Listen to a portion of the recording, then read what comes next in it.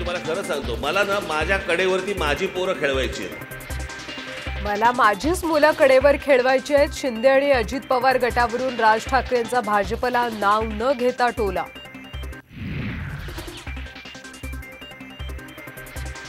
शरद पवार आणि अजित पवार आतून एकच, लोकांना मूर्ख बनवण्याचं काम सुरू. राज ठाकरेंचा दोन्ही पवारांवर हल्लाबोल. राज ठाकरे आणि आमच्या भूमिकेत फारसं अंतर राहिलं नाही.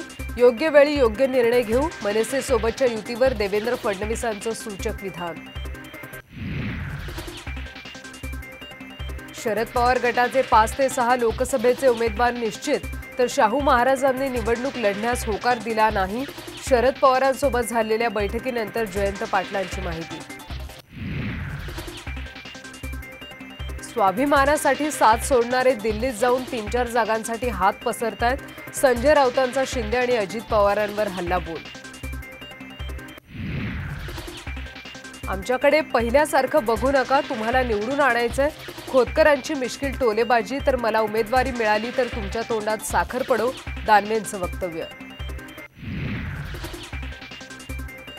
भास्कर जाधवांचं कार्यकर्त्यांना भावनिक पत्र. जाधवांच्या पत्रानंतर नाराजीच्या चर्चांना उधाण. मी उंटावरून शेळ्या हाकणारा मुख्यमंत्री नाही, विरोधकांना कामातून उत्तर देणार. मुख्यमंत्री एकनाथ शिंदेंचा ठाकरेंवर घणाघात.